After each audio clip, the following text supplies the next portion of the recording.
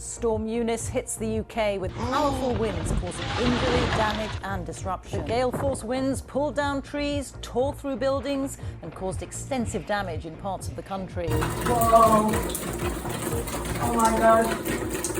You videoing it? I received a call on the morning from my neighbour, and she said, Liz, can you hear a rain more than usual on the roof? Got in my car straight away, drove back there and just entered into the start of an absolute nightmare. Water was coming in through the light fittings, so I had to call the fire brigade, and they came out and they turned off all of the electricity straight away.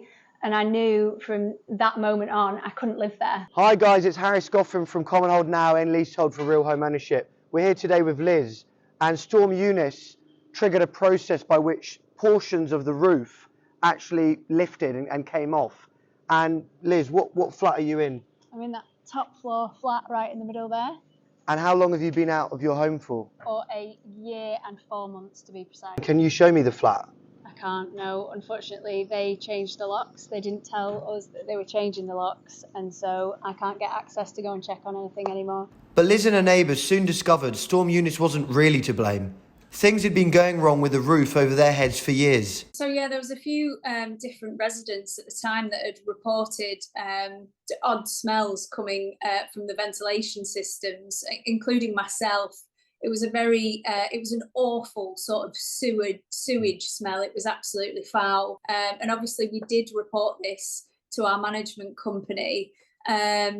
And as far as I'm aware, it was never fully investigated. For years, above their heads, apparently, the roof supports were rotting.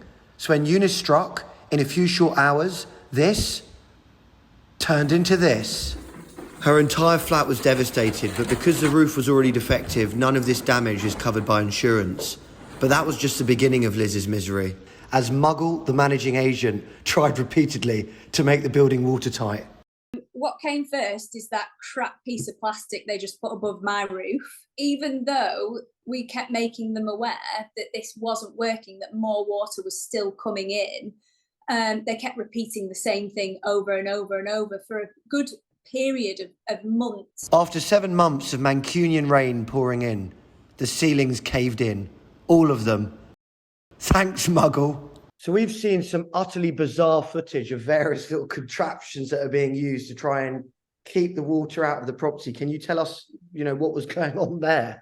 One day I just walked into my flat and can see these sort of naff funnel systems put up by the managing agent. The plastic would catch the water, it would then funnel it out the window, or it would funnel it down my sink. And obviously that's caused damage to my sink now as well, because there's all sorts of debris that's gone down there. But none of these bizarre fixes did the slightest bit of good. As the months passed, the damage spread through the whole building. By this point, the entire roof is rotten, and it was obvious that it was going through the wall cavities as well, because it was coming out of the plug sockets. And not only was it going to the floor below mine, but it was going to even further levels. So after Storm Eunice, you're left with an unlivable, property.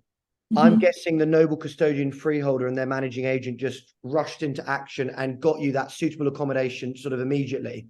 No. They didn't. I was homeless for 7 months, moving around from various places, spending time on couches, friends, parents. It wasn't until 7 months later, and by that time it was too late. I'd already hit probably the lowest low I have ever experienced in my entire life. I was referred to the doctors, had a breakdown there. Got put on antidepressant medication. Shamed by media coverage of her desperate situation, Liz's freeholder finally offered her temporary accommodation in the roughest part of Salford. I have sleepless nights where I can hear people taking drugs in the room next to me. It was only a week after moving in, there was a dead body in the courtyard of the. It's meant to be one of the worst places to live for posts being stolen almost immediately after it's been delivered. There was an incident that I witnessed out of my window while working from home the other week, where a man was attacking a woman in broad daylight, and I subsequently had to give a statement to the police. you can't put a price on your mental health. No. They don't see, you know, me lying in bed at night, not being able to sleep, thinking about all my financial worries, you know, being out of place, being away from my friends. They don't see all the times that you sort of crying. They don't hear you thinking, well, you know, what's the point? If I can't pay these bills, I don't have a home, what's the point in being here? They don't see any of that. One thing we haven't mentioned is that Liz's freeholder is a multi-billion-pound pension fund, a household name. Hers is a third story we've dealt with now, where the freeholder is a multi-billion-pound pension fund.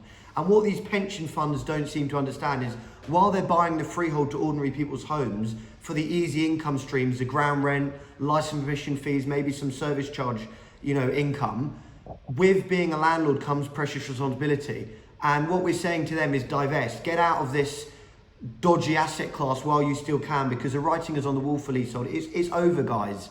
And what's so sad is that about Liz's case is that she's just been saying about how she's worried about the bills. Yes, a year and 4 months on, her noble custodian pension fund freeholder is actually levying a ground rent and service charges, and the service charges have gone up this year for a home that she can't even access and enjoy.